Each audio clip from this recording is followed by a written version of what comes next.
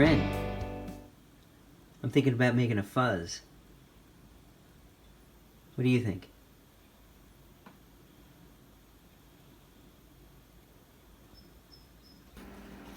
Okay. Latest one, General Guitar Gadgets, BYOC Big Muff Kit. So this is something I never would have probably done if it hadn't been for the, the coronavirus lockdown thing. Because I'm not much of a fuzz guy. That's not my tone. That's not my, style of music where that kind of sound is usually used. But I am very curious to see, when this is done, what it's going to sound like and how usable it's going to be, for me in my playing. And General Guitar Gadgets. Look at that. He sent you a little resistor code thingy. So I put it on my Variac. It's because, why not? And unfortunately, I'm going to have to drill holes in this enclosure. Okay, so General Guitar Gadgets is a little different. Come on now. Here we go. But their website's a little different, but they lay out their board very nicely on the instructions. Here's the actual board itself. And pretty much do the same exact procedure. We'll start with the resistors, move on to the capacitors, and then the diodes, and we'll go from there. Okay, so the kit that you get has the parts for either the GGG VRAM or L70s versions. So you kind of have to decide which version you're going to make. Let's show you all these versions. There's the triangle, Ram's head, violet, Civil War, yada yada yada yada yada.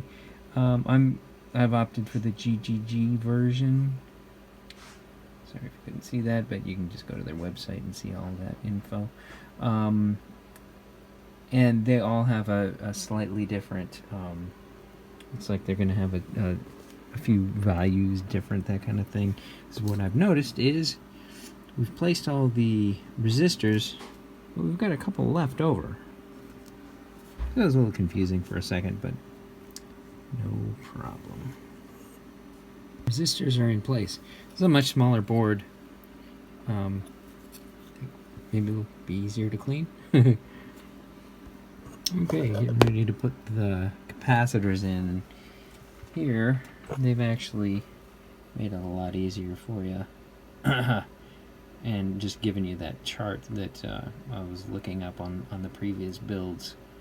So this is what it's going to be, what it's going to look like on the capacitor. This is type if you're interested. This is its value, and this is where it is on the board. Okay, there's the capacitors in place. Starting to look like something now. Do the diodes next, and the transistors. There's the diodes. Pretty easy to install because they're marked on the board. Just make sure the stripe on the diode conforms to the stripe on the board. They're all 914s, so they're all the same part. Quick and easy. Okay, and the next step is the transistors. They're all the same. They're all 5089s, and they're pretty easy to just follow the board. You can see right here on the board, there's a little flat side and kind of like a little curved side on the transistor. There's the flat side and the curved side. Not much to it. They're even bent right into shape. Oop, there we go. So they just pop right in. So we'll solder those in place, and that's going to be most of the board. Okay, and as always, in soldering, you know, be careful. These traces are really close together, especially with the transistors. So make sure you get a little solder on the tip of the iron. You want to get in there and touch just the work and nothing else. A solder bridge between two pads that aren't supposed to be touching. It's called a solder bridge. That's your most common faux pas when things don't work out right, when you get one of these things together and it's not working right. Now, general guitar gadgets, actually, check this out. They have a little guide, kind of a handy troubleshooting guide. Where is it? This side. Oh yeah. So they'll tell you what the approximate voltages are supposed to be. So if it's not working, you can go in and double check yourself, make sure everything is voltage-wise where it's supposed to be. Now, if those terms don't mean much to you, collector, base, emitter, I would strongly suggest that you go into the Google and figure out what they mean, because a little bit of electronics knowledge is pretty handy with these things. I think I've said before, I've got a bit more than a little bit of electronics knowledge, which comes in quite handy.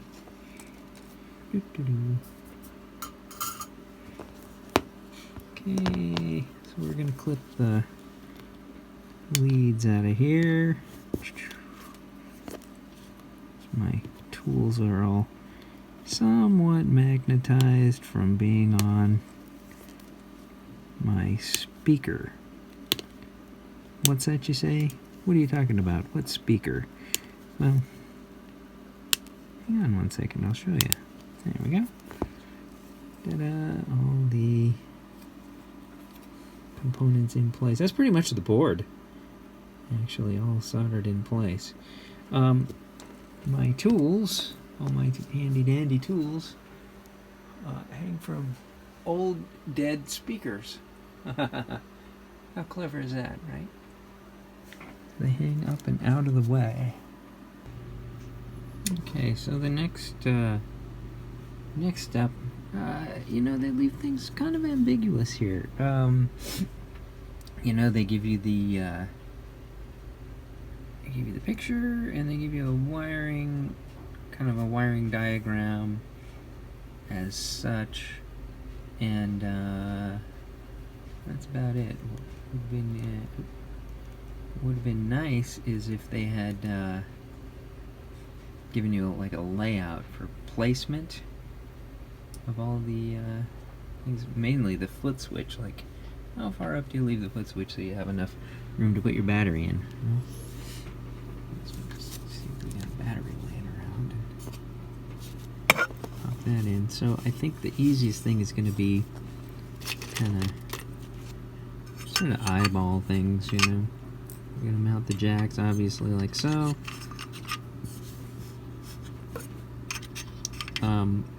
This is a very small board. This is very low, what we call a low component count.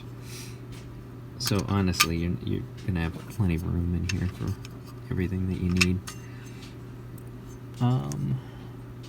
So I think we'll just start off by taking some measurements, and first we'll mount the power jack, then we'll mount the inputs and outputs, and go from there. I'll show you how I will lay this out, and we'll go. So what I did was I went and I just grabbed a couple of my other BYOC builds that are pretty much the same style of layout, and put some blue tape there. I'm going to take some measurements, find out exactly where these are, and drill my own holes. Okay, there's my holes, and I do suggest a unibit, which is the most accurate, bestest way to make holes like that. They come out nice and clean and even, and you know, if hopefully I've drilled them in the right spots. Time will tell.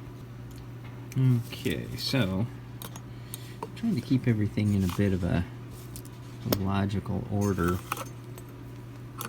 The jack, power jack, is going to be on, as we're looking at it this way, is going to be on the bottom. So I'm going to put that one in first so that you don't put a bunch of stuff on top of it and then try to wire these tiny little lugs. So the first thing is the battery positive actually starts right here in the center. Pro tip, don't forget to put the nut where it goes. Oop, and look at that. That's going to go inside, so plan this out before you do any soldering. So I'm going to solder that particular part on, and I'm going to solder a ground and a positive wire onto the jack before I mount it onto the enclosure. I'll show you what that looks like. Okay, and that's the first mounted part of the enclosure. Power jack wired up, ready to be wired to the board. Okay, so what I forgot was the holes for the knobs. So the knobs are going to be here, but of course I should have drilled those first. So I've taken my jack loose. Fortunately, the nut is wired onto my little harness, so I can take it out, but you know, it won't be completely out of the way, but yeah, it's alright. So I'm going to do the same thing. I'm going to take some measurements here, see where these are, you know, on a sample, and drill some more holes. Okay, holes are drilled, getting ready to mount the pots.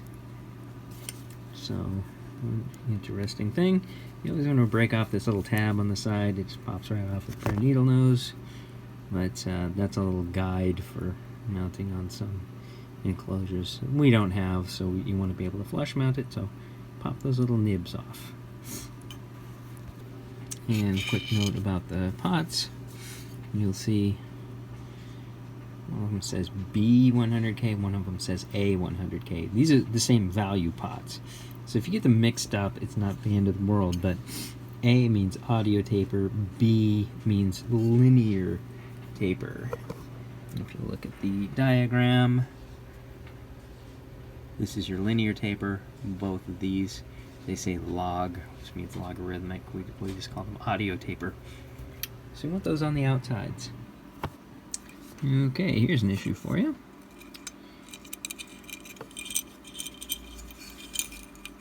Got my pots in. Okay, here's an issue for you. Got my pots in, but now the jack is going to hit that pot. So I mounted it a little too far up here. So I'm going to have to try to move it down, which might mean these have to spread out a little bit. Thank you very little to General Guitar Gadgets. They could have at least put a drilling template in somewhere so you know where to drill the holes so that you have clearance. Because these... So you'll want to watch that, because now I'm either going to have, you know, reamed out holes, or, you know, worst comes to worst, I'll have to actually spin it around and do it up here and fill these holes or something, I don't know. Okay, I think that's going to fit now, at least. I put the LED in also, but of course I had to do a lot of things with the holes that I didn't want to do, obviously. We'll see how badly that looks when it turns out. Once again, wow, just a routing template would have been nice. Okay, there is all the jumpers added to the pots, and the power jack, obviously. I think I'm going to mount the board next, and it's just gonna mount on these little standoff things. They just go through like so, and this is double stick tape, which will go in as such on the enclosure. Get that done, and then we will mount the switch. Yep, looks like a pretty standard foot switch. Yeah, back. And there is the foot switch mounted. Notice the lugs are they're kind of flat, so they're running this way, not this way. That's how you want them. You want them running like so. And then it doesn't matter if you're like here or like here. The switch is going to be wired up the same way as long as those lugs are flat in that direction. And there is the board mounted. A little off center, but not a big deal. And wire up the jumpers and keep your fingers crossed. Okay, well, I decided that this wire was too long, so instead of doing what I should have done and desoldering, I put the soldering iron on that pin. I was just going to pull up a little bit on the wire, and contact pulled right out. So that foot switch is 100% dead and useless. So I'm going to go see if I have another one laying around somewhere. Okay, indeed I did find a switch out of an old dead project, but the switch should be good. There it is. Now all that's left to do is put the jacks in and wire those up, and then we'll see if it works.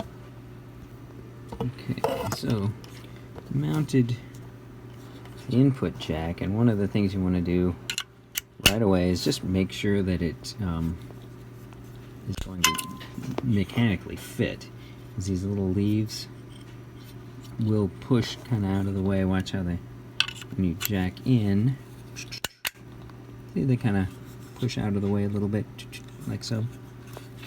Yeah, you probably want to do that. Bend it back up there so it's retensioned. But they can, you know, they can ground out against things, they can short out against things. You know, they can be blocked by other things. Just make sure everything's kosher when you put it in. There's not very much room in here. And that's what it looks like. Ended up not looking too bad. There's a little fudge on the top of that jack that I'm not too thrilled with, but you know, what can you do? Alright, I'm gonna go grab some cables and an adapter, and off we'll go. Okay, so the first thing I always like to do is take a power jack, plug it in, and see if we get an LED. That's a good sign. There it is. Okay. This is my out to the amp. You can hear that.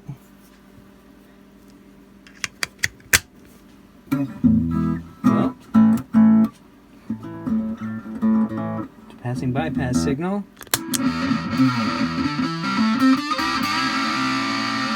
Sounds like it works to me.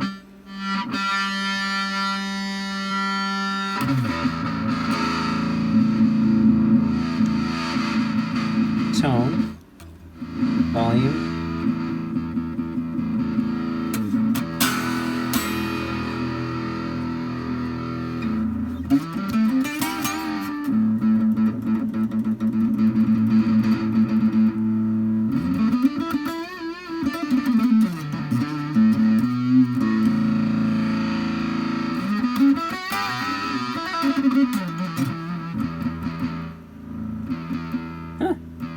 Well, there you have it then.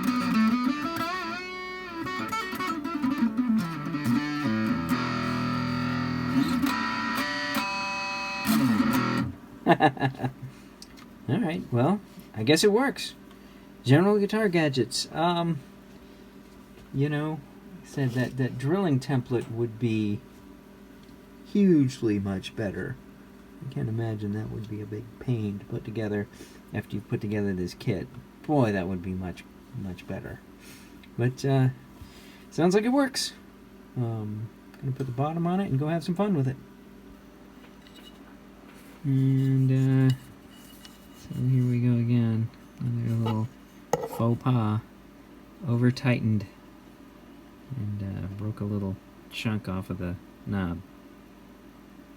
So be careful when you're tightening those down. Okay, here's the audio demo. Here's the dry signal.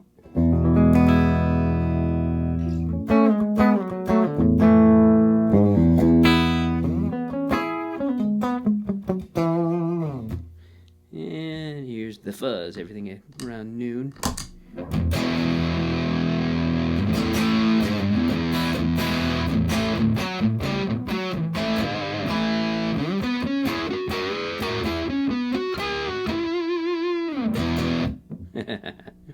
Not too bad, but it's more gain than I would probably use. So if I dial this back, some a little more subtle.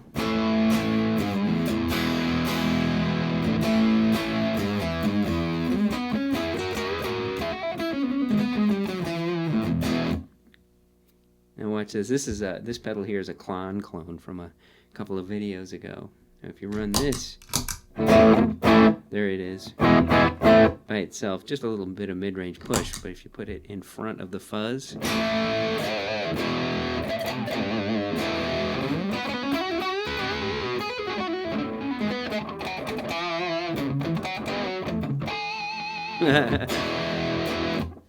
sloppy playing notwithstanding, you can hear the difference.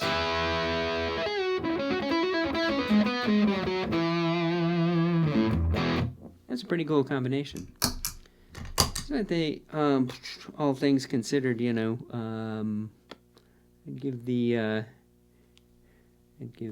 General Guitar Gadgets Fuzz probably about a B- C+ rating after all the issues. But, there it is. Hope you enjoyed the video.